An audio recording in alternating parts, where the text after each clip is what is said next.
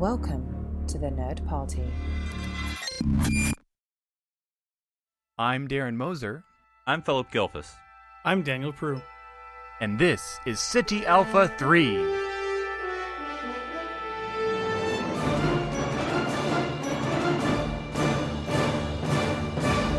Hello and welcome to City Alpha 3, a Star Trek podcast. I'm Darren Moser, your game master for the evening. As Daniel and Phillip roll up some character sheets. Oh wait, we're not playing that kind of game tonight. No, sorry. But guys. I already dressed up as my character.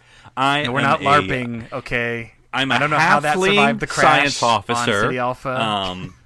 I am Mordock, in charge of astrophysics. Don't you know only Daniel can be the blue shirt? It. Okay, jeez. Wait, Phillip, why are you bringing out that VCR? I mean, why did that survive the crash?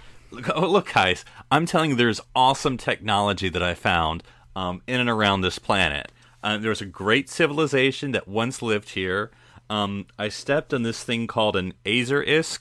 There may be some letters missing, so we can't use that. But this VCR is still here, and it is awesome.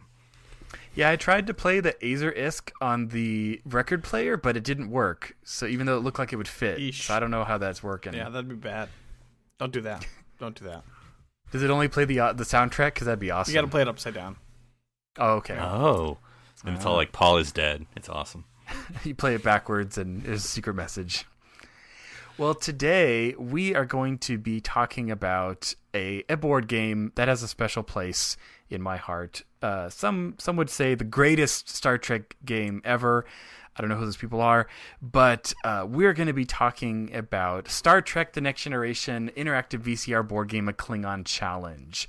Now, this might sound a little familiar to those that have listened to us years ago, back when we were doing Earl Grey, talking about Star Trek The Next Generation only. We did an episode called Experience Bij, episode 69, and that is where we literally played Star Trek The Interactive VCR board game over the internet.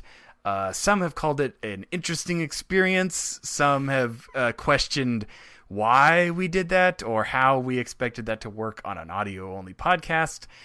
But no, we are not going to be playing the interactive VCR board game today. No, today I want to put our game master heads together, because we've played a lot of games together. We've done D&D, RPG type games. We've done hold your shift down computer games. We've played trivia games. So there's a lot of great Star Trek, but I want to update the interactive VCR board game. I mean, it's been a couple of decades since this thing came out, and technology has improved, and I want us to put our heads together to basically, as a base level, if you had this box in your house, you could use all the elements that are already there, but maybe with some enhancement or some extra piece of technology. So we're not going to totally reinvent the wheel. We have a baseline to start with, but I think we could improve. I mean, some say you can improve on this game. I say, what, have you played this game? Obviously you can. It has a lot of room for improvement. So we're going to be experiencing Bij again today. Now, of course, we're very lucky to have one of our strongest assets here on City Alpha 3, and that is Mr. Gamer himself, Daniel Prue. Oh, I thought you were going to say the actual VCR tape, because that would be useful. But No, I believe your middle name is Achievement Unlocked. it is. It's very close to that. So, although I don't think we're going to go full video game with it, but that's okay. Well, but again, principles and mechanics can definitely translate from video games to board games. Absolutely. So. Absolutely. At the end of this podcast, I want to have something we can pitch to Steam. Oh, there you go. We would just need, licensing rights. But So I figure we can kind of just call out different, concept or ideas. I gave you guys kind of what this topic was a little bit ago, just to let you, churn some things around up in your head. But I did have a little, like I said, a little bit of a starting point. Not that we have to go with it, but it's kind of easier than working in a vacuum. So I like using a lot of the same pieces. Not that we can't add to it, but the board's Darren, pretty nice. Space is a vacuum. Yes. Okay, I realize that, but cardboard protects us from all vacuums. But I mean, the board is nice. It's, got the outer track and the different rooms, that, could still be playable. You have the different characters, the ranks. Yes, Philip? I'm picturing them in my head. Oh, okay. I was wondering what he was doing too. I was wondering what he was having a seizure there. So one of my biggest, I guess, complaints with the game as it stands is it's not really cooperative. Like, it's listed as a cooperative game, but I've played cooperative games like Pandemic or Thunderbirds or Castle Panic, like where literally you are playing against the game as a team. Interactive VCR board game is more like backstabbing and pretending you're friends because the main mechanic of the computer access cards is, at such and such a time, now you have to watch the clock. You could steal a card from one of your crewmen. And that doesn't sound like Starfleet. That doesn't sound like a cooperative game. So I'd like to revamp that. Maybe one of the characters at a certain time has to flip a card and finds out they are also a Klingon agent. Oh, there you go. Like a little house on Haunted Hill. Maybe saying that board game wrong. But anyway, there's one that's like that. Well, along that line of having kind of roles, in Pandemic, and I'll be referencing a lot of other games. I'm not sure if you played some of them, but in Pandemic, you can actually have roles. Like there's the lab tech, there's the, and so what if we incorporated that mechanic and you actually could choose at the beginning, if you wanted to be a science officer, Daniel, or if you wanted to be, an engineer or a command, and by choosing those tracks, you would have different skills. Like the engineer would be able to, access the computer quicker or something like that. And the science person would be able to access certain rooms or get a better sense of where the Klingon is. Like, does that sound like a worthwhile mechanic?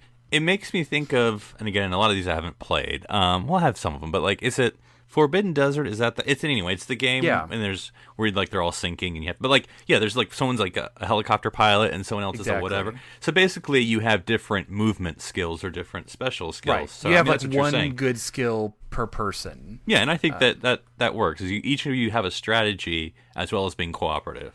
Now, right. You can be like, hey, you're the science officer, Daniel. That means you can, whatever. Right. Are there just 3 roles for the 3 tracks, or is it more granular than that?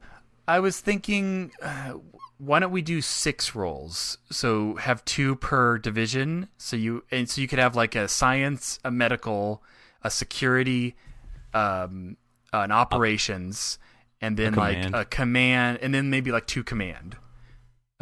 So you could, or you could even drop the command to 1. So you could have 5 to 6 players. Now, what's the age appropriateness if we have the number of players? 9 to 99. No. It's any Q would like to play this game for all of eternity. But I think 5 to 6 sounds like a good number. Over that, it's kind of hard to play with that many decisions going on. And so your premise, Darren, is that you and I'm with you. So you still have the board in Klingon Challenge. Okay, so all right, what ship is it?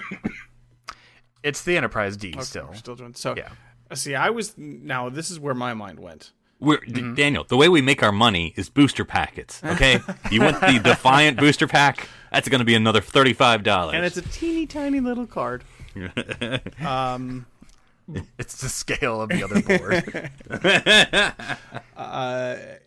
My mind went to, okay, how are we going to revamp this plot here? That's what I want to see. Yeah. Yes. I want. Yeah. Whoa! What's your problem, Daniel? I don't. No, nothing. I love. It's basically 1001 with a Klingon. I love the cheesiness. That's got to stay, obviously, and it's got to be Robert O'Reilly. But we need to spice it up a bit. We need some more characters in there, I think. Some supporting villain characters, maybe, because one man can't take over the Enterprise. Are you going to suggest people who are also in Star Trek playing a character that they didn't play in Star Trek? So that it'd be would be cool, actually. It's Mark Alamo as another Cardassian. Yeah. Gull, not Ket. Not Ducat. Well, no, he'll play that character from Mars? The Wounded. Yes. Oh, I with the can't remember handlebar name. mustaches. Marcet? That might be wrong. Yep. But Yeah. And the fancy headgear. Fancy. If by fancy you mean made out of cardboard, yes.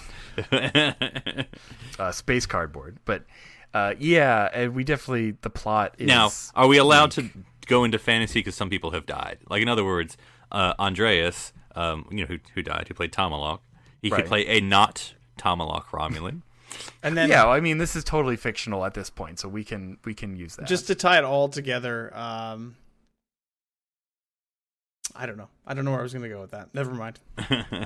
Well, let me pause for our viewers who maybe have not played this game or listened. That's a to our VCR word, episode. by the way, guys. It's the two vertical bars. So basically, in this game, the VHS tape plays random encounters with the Klingon that's taken over, and there's a clock counting down. Basically, as he's hijacked the Enterprise, he's heading to the Klingon homeworld to start a war, and so you're trying to defeat him before the timer runs out. You move around the board, and as you draw cards, you gain access that you monitor on your little tricorder by putting isolinear chips into it. When you get to level 5 access, you get to the bridge, and you stun Kavak or not Galron, and then you're able to defeat the thing. I feel the biggest upgrade that this could have is, instead of being a VCR tape, which isn't really random. It's random in the fact that you have different players and you might go in a different order. But what if, instead of a VCR tape, mostly because they don't exist anymore, but what if we did an app? So we had a computer app that replaced it, so it literally could be random. And you could even do different episodes where you could download different stories. But for now, we'll keep it at one story. Yeah, That's right. But yeah, so then you would basically program in the app all the different people who are playing, their names, You could have not characters they were Cardassian, playing. not Romulan. You could have all the knots. But I mean, like, as we're picking our Federation crew, it would be like Daniel is the science officer and Darren is the operations officer. And then that way, the app would still control a lot of the game, whereas it would tell you the instances that were occurring, but it would know who it's talking to because you programmed it with who's playing. Right. How many blah, blah, blahs. Right. Yeah, how many players. Yeah, whether you're a smartphone or a tablet. Yeah, I like it. Now, one thing that I'll admit is not my favorite part of the game, and I don't know whether you want to keep it or work around it, is the chaotic nature of play. For those who have or have not played it, you're sort of almost playing two games. You're sort of just playing your game of like, all right, I rolled. There's a dice, right? Yeah. So like, you go your number, you try to get your thing. The next person rolls and gets their thing, but then suddenly like you'll have stop the person who is now, and you're like, oh, was it me or was it you? Wait, who is it? And so it kind of gets chaotic that way, which maybe that's kind of like the pressure, the time pressure. You're just playing as fast as you can and chaos stops. But to me, that is sort of a hard, not my favorite part of the game. Well, if you were keeping that element, you could, again, have it be in the application where the person would click like the next button and it would go through the sequence, so the computer would roll the die, as it were, so it would know who is playing that round. Oh, so, I like that better. So when it's stopping, it's not asking who is playing now. It knows that it's Darren's turn and you're stuck. So again, it's keeping it, but it is literally random, because it's not like, oh, well, I've played this before and I know the first encounter happens at a minute 30. Well, it could not, because it's an app instead of a tape. It's digital instead of analog. You're still gonna face that problem a little bit because of the nature of the game, because you're playing the clock. You're not playing against anybody. So I mean, I think the only way you could get around that would be to make it like a team based game, like have somebody play as the side of the Klingons and have their own random events, and have the other people play on the Federation side and stuff like that. And one thing that's a possibility, because with the VCR challenge, presumably VCRs are only so long, or at least ones they sell for board games, and so they had to kind of play with it, like, oh, for an hour. The spoilers, yeah. I guess. You have an hour. Just kidding. 30 minutes. But like with the app, maybe there's certain actions you can take or certain penalties that will just change your time totally. Like, you have an hour and you're playing. And it's like, oh, someone, effed up 30 minutes. And then you're playing. Then, oh, you helped it. Now you have 15 more minutes. In other words, it could be more, not like totally more dynamic. Random, but more dynamic, more than just you have a minute, now you have 30 or if seconds. you want, you could set the limit. So let's say you only have an hour to play, so you only want to play an hour game. And expert God mode or Q mode, I suppose. Q mode. Okay, well, I think we can keep some of the chaotic nature of the interactions, but I think we need to change the core dynamic of what you are trying to do. So trying to draw cards to get into rooms to get isolinear chip levels. I want to see our players supporting each other more, and I think maybe something like you have to activate and be in multiple places on the ship at the same time to do something. So someone has to be in main engineering, and someone has to be at science station, the science lab, and someone has to be in the holodeck at the same time in order to unlock the next level, and then everyone moves up a level. So it's not like you're individually keeping track of, well, you are at level 5 and I'm at level 2. We collectively move up the 5 steps. It's harder because we're collectively doing it, but we're still cooperating more. An idea, and this might be a little too in the weeds, but maybe there shouldn't be dice, because it seems to me, and I may be misremembering, a lot of games that are like this, each player would have his or her own movement. Like a move for some reason, science moves 2, or right. either forward or backwards, and then command moves 1 or 2, or something like that. Command's so that way, the slowest, but it has a lot of power once it gets there. Right, and so that way you're fulfilling your strategies, but you also have you can only go so far. I like that. In the Thunderbirds game that I have that's cooperative, it's just like that. Each of the vehicles have a move speed, and you only roll when you're trying to defeat something, and that adds the randomness of did you succeed. But you don't. By taking away the dice as far as how far can I go, that takes away that randomness, but you can plan a lot more because okay, Phillip can move 3 and Daniel can move 5 and Darren can move 1 or something like that. And maybe, it doesn't have to be this, but maybe it's like a timer per movement round or something. So that way you can talk strategy. Oh, you go, all right, I'll go, or maybe there's a certain order, but then sort of like time and then, whatever. And then like and that's the villain gets to go. Is the talking, is planning out 3 steps ahead because if Daniel's a science officer, so we need him to be at science lab 2 because he gets the bonus because you're matching skills with locations, but that's going to take him a while to get there, so we have to time it out. Okay, so what would be and I think as you say, now this makes it hard because you're dealing with hardware and software at the same time. By hardware, I mean board pieces. By that, are you going to have like little phasers, little tricorders, little whatever, and so the goals have to be among your pieces. But I do like that the nature of the villain, or each episode, I'll call it that way. Each episode with a different villain can have a different goal of how to defeat the villain or whatever. Like you could even have one that's just like random, first contact situation. It doesn't even have to be like we have to take over the ship from the bad guy or something. I don't know. And it doesn't necessarily have to be a lone captain on the bridge. It could be a group of Klingons moving throughout the ship, and you don't know where they're going to be. The computer knows. Do you know what a group of Klingons is called? What is a group of Klingon called? An honor. That's right. Good job, Phillip. 10 bonus points for Phillip. All right. You okay. Get a plus so, guys, 2 for on this your next round, die with my roll. 10 bonus points, I'm going to go over to the holodeck. Oh, wait. Now, I had a thought of maybe adding some elements into the story that your overall mission. What was it? Like the command crew is still on the ship, but they don't leave their locations. So like Riker is in 10 forward. Oh, I see that. And Data is in engineering. And so you are trying to move around, and because of the situation, you're like, okay, well, we need Data's head to do this. We're pulling elements from, the different episodes, but basically kind of like Disaster, where they're all kind of trapped in different parts of the ship.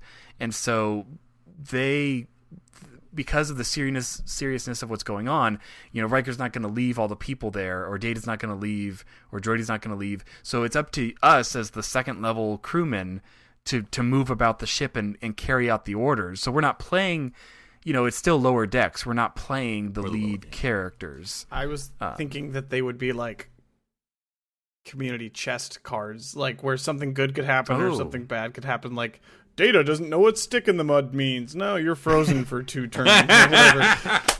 To Snoop. What does that mean? I like that as a random. Well, that'd be kind of like the experience Biz cards. Yeah. Where basically it would replace that. I love saying like you could call Biz. them like We have to keep it comm in there badge. Because you're making a call to the command team or something. Would you like to use your lifeline and talk to Data? Data doesn't have Wi-Fi. You lose 3 spaces. Data is composing a poem to his cat during this emergency.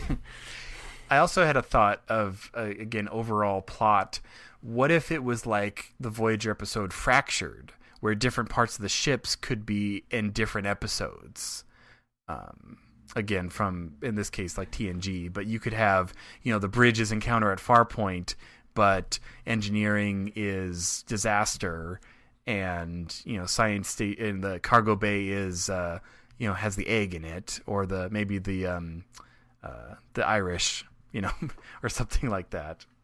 At first blush, I'm not a fan, but then you could use clips from episodes, and it just makes sense, because that's your explanation of why I'm using a season 1 clip here and then a season 6 one here. I was just thinking about going in a different way with this. I was just thinking about it, and I was going to ask if we should switch it to the Enterprise E, and that'd be more fun. Okay. And then this could literally be a sequel to the first story. So it's a whole new story, Right. but with the Now, are same you saying characters that we this love. is not Gowron's brother? No, it's still out him. for Like, revenge. he comes back for revenge because he didn't die. I don't know. Does he die? No, I guess. Nope, he doesn't. Yeah. So he could just come back and want revenge on the Enterprise, and it would be more. He looks a little older, but it still works. Yeah, he's got the gray in his hair now. So Okay, so yeah, we can, again, that's the thing with this, is you could just have like a printable map, or all the elements could be something you could update on your own. Sure. So it's not a limitation in our hypothetical world. but who prints? Okay, so Enterprise E, so we got the same crew, but we don't. They're filming new clips for this. Yeah, they're shooting new clips. They could shoot on green screen or something and composite them to look like they're still on the set. I don't think he's got much going on these days. So that would make sense. He's got the time. So yeah, no, this is kind of now obviously probably pre-Nemesis, I would say, because we want all of our characters. Oh, I see what you're saying. Yeah. Well, they could all come back. There's a conference on Algernon 8, and everybody's back, and there you go. Well, some can't come back because they can't. Well, come back, but they can. They can, because did they ever really This go away is in the first place? Before certain events. Now, there's one element. The TNG though, movie universe. We'll just say that. We have to There's nail it one down. thing we have to keep. We have to keep stasis fields. It is a core dynamic of this game. Like, if I'm not stuck in a stasis field at least half the game, is it really an update of the interactive VCR board game, a Klingon Challenge? I don't think so. Now, I think the security, if you play security, maybe you have immunity to stasis fields. Oh, exactly. Yeah, and that's how a lot of these games work. Each player type has like a bonus, like something. But you have to do really experience well, bees like 2 times as much. because the Klingons just hate you. Or it lasts for half the time. I feel like immunity something like that kind of doesn't make any sense. But come on, in universe, Phillip, be real here. So as we're moving around the ship, we're unlocking different things. We're putting ourselves, we're taking cues from the senior staff as they tell us what to do. We reference a lot of in-jokes. Data can't remember lines or common colloquialisms. Now, so is our ultimate goal to get to the bridge and stun the Klingon again? I don't know. Or do we beam him, to the Into planet space. below? Into space. Oh yeah, no, we just kick them onto an escape pod and send them off to the nearest cold planet that we find. I think that's a Starfleet protocol now. Or do we want to switch it up and do like a Borg invasion, and basically we're retaking the ship deck by deck? We can do all of these. I don't know why we have to choose. Okay, well, I mean, we're slightly focusing for this, podcast, but I know what you mean. Like you basically program up the computer or the app to be something different. If we're focusing on one, then I think it has to remain a Klingon challenge. Well, this is what I'm saying. Or we can combine those two ideas and have not Gowron be the unluckiest guy in the galaxy. He tries to take over the Enterprise just as the Borg start invading, so now you got three factions, and you're all trying to get... That's for expert difficulty. In control and then of the Borg Enterprise. show up. Yep. Why are the Borg here? Who knows? They chased us here, I guess. So overall, we're trying to regain control from the Borg or from the Klingon, not Gowron, and as we get more. True, could be. I mean, it doesn't quite strike fear as much as the Klingon. But... so it would be called an interactive app experience Pack-led challenge or something like that. I'd say Pack-led annoyance. I don't know if I'd go quite so far to say challenge. But... irritant. Well, I do know that because, I mean, the reason they call the game that, a Klingon challenge, is because they did have another one planned that I believe was going to be Q, was going to be the antagonist of the second edition, which never got made, but... Right, an omnipotent Q-linge. That would have been pretty cool, actually. I think that would have been cool. Again, I don't know if it would be... I think it would be a whole new board, like a whole new box game, not like a expansion module, because I don't think they really did those back then. I wonder if all of the whoosh effects were what pushed it over budget and got it canceled. Oh, I see. You're right. It's just reusing footage from where no one has gone before, so it's not really. No, you'd have to get John Delancey in there, and you'd have to go whoosh a bunch. Whoosh. Oh, I see. You mean the snap appearing and disappearing. No. You just do it like the transporter scene where you pan away from John and then you hear it, but you don't see somebody it. Fade away, a flashlight. and then you fade back. Yeah, you see a little flash of light on the bulkhead, and you're like, "Oh, that Q, he's so mysterious." He's like Batman. So all right, so I like it. So now I'm trying to think: is our tabletop game that marries technology like this? I'm sure there is, but I do like this. I'm trying to think. Again, most are pretty. I do know. I've heard that One Night Ultimate Werewolf has a companion app that it plays music and other things and helps you keep track of like time. So it's more like a supplemental piece. Like you don't need it. It's not. Well, Star Trek required. has lots of supplementals, so it sounds like it would fit right in.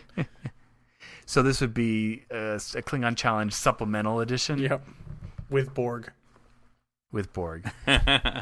And again, if we place it in the Enterprise E, then when we reshoot all of our favorite actors, the fact that they're a little older isn't a bad thing. So, right.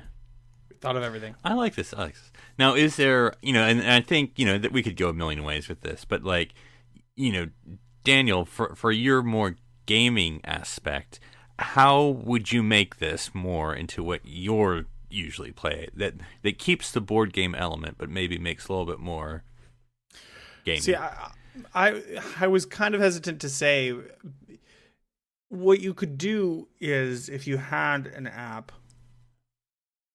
that you were using, then you could have like I don't know, like say a computer or something for the main screen, or actually just how the VCR challenge would be, where the main screen would be up on the TV, on your computer or Xbox or whatever you have. And then everybody has their own version of their app running on their phone, which gives them access to certain information, like where they are or who's next or whatever. And you could even... So you wouldn't even need a board. You're basically playing with 5 iPhones if you think a tablet, you can have the board. Yeah. I like it.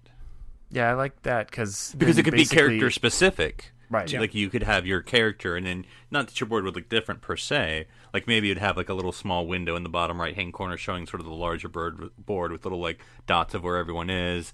But then has sort of your zoomed in portion, or at least whatever. I'm sure. Sure, and all your tokens and stuff could be on there. If you wanted to completely remove the traditional board elements of it, you could do that easy enough. Or you could find some hybrid in between where you still move the sticks on the board, but you have you have a little stasis symbol because your inventory stasis. is in the phone. Yeah. You get a little vibration if you're using your phone when you're getting the stasis field. When you're in the stasis field, and then it falls off the table.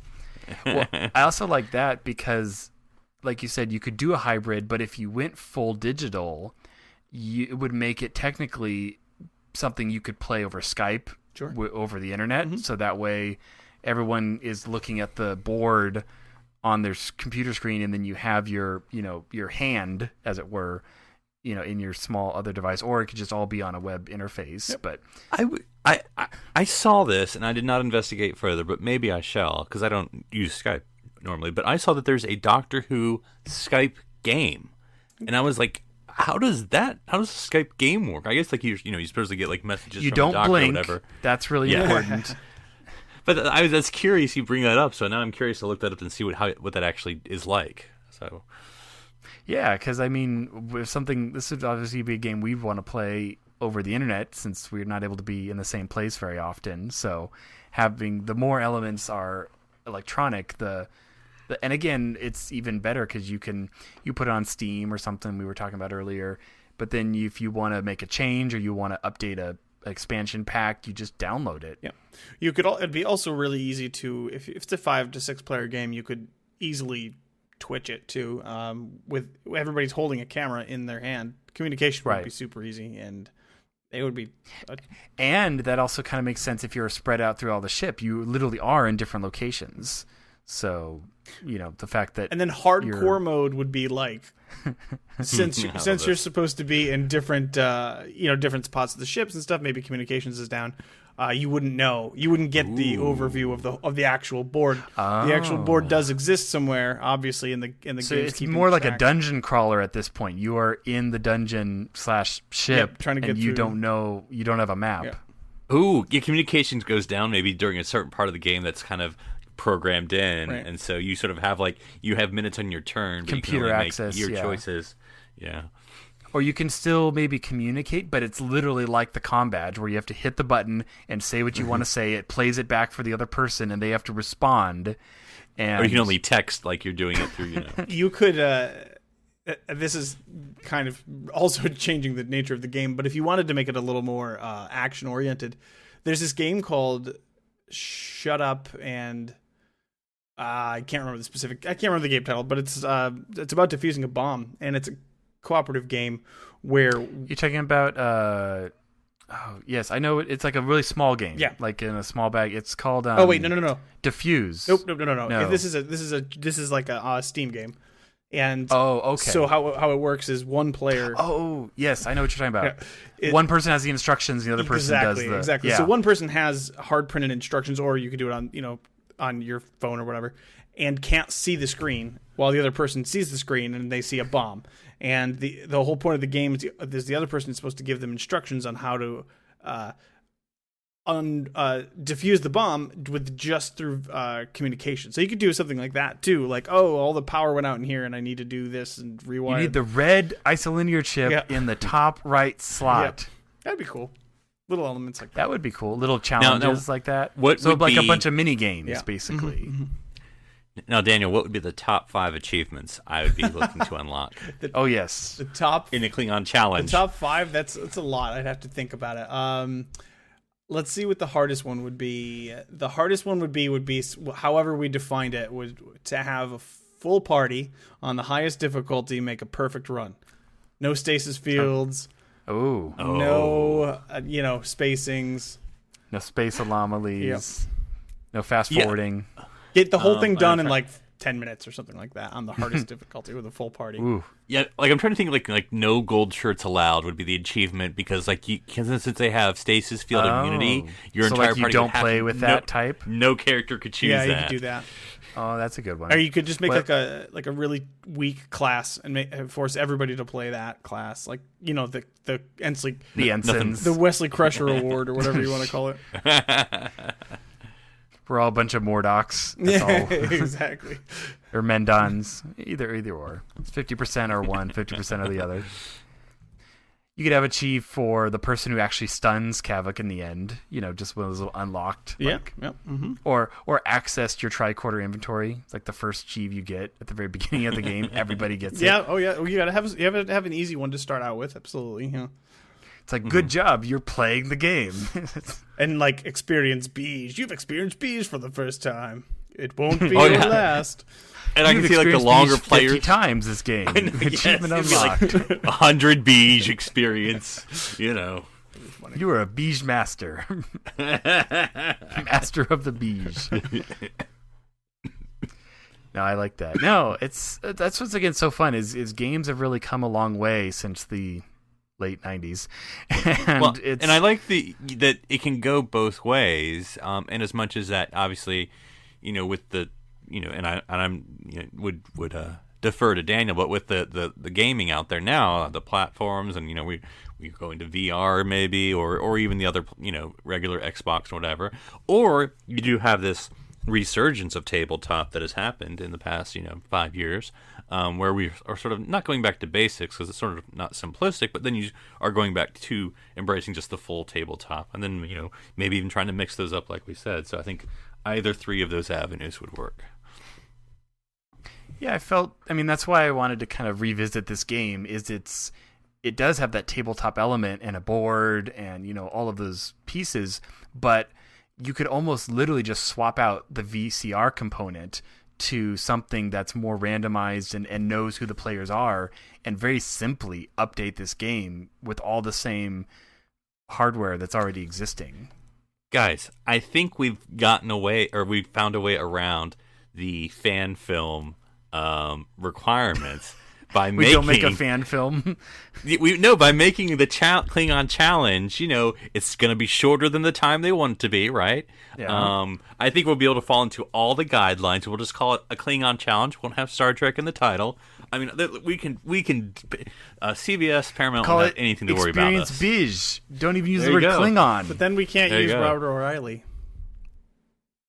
What do you Oh, mean? That yeah. wasn't Robert O'Reilly in the other one. That was not Gowron. It's completely different. It's not how it works, Philip. That's true, but yeah. Oh no, this guy's Robert O'Malley. They're cousins. Oh yeah. yeah. Just some guy who was cosplaying at Star Trek Las Vegas. I don't even know who he is. Is he really someone famous? Oh my goodness. Look, how hard is it to find someone with two eyes? It's not the... Well, not all Klingons have two eyes, Philip, so It's true. they have riveted eye patches on. Cry Havoc.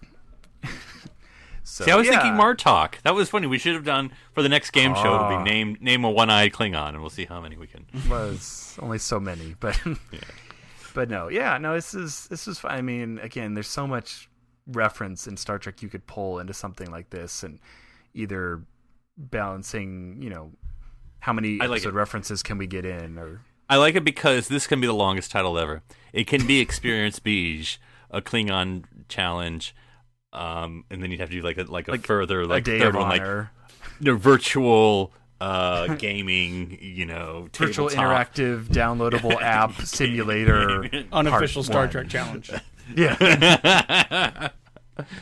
But then All when you rights reserved. abbreviate it, it's like UCNMFPRARG. Oh yeah, It'd be a one great of those. hashtag. Yes, it would make the best hashtag. And of course, like all good games nowadays, it would want you to log into Facebook, and it would share your achievement and stats as you play. No, never mind. That's a terrible idea. We don't want to do that. Shipboard Babcom. No. Well, all right. Well, those are a lot of interesting ideas. Now, if there's any game developers out there who actually could do the hypotheticals we're dreaming up, let us know, because we would love to. I'm not an app programmer. I'm just a podcaster. But we are painfully available. Yes. Our schedule is clear for all of time, as we try to repair. Have you even tried to repair the ship? I don't think we even Clear have. like a stasis pod, perhaps? Ooh.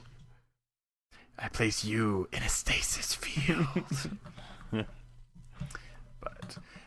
But yeah, well, if someone wanted to talk about their favorite Chiefs, where would they find you, Daniel? Hey, this seems like an appropriate time. Yeah, I have another podcast. It's an achievement-based Xbox podcast you can find me on every week called Z to Z. Of course, you can find me on Twitter at OneUpDan. That is the number one, not the word. And yeah, send your game ideas to me. It'll be a lot of fun to talk about.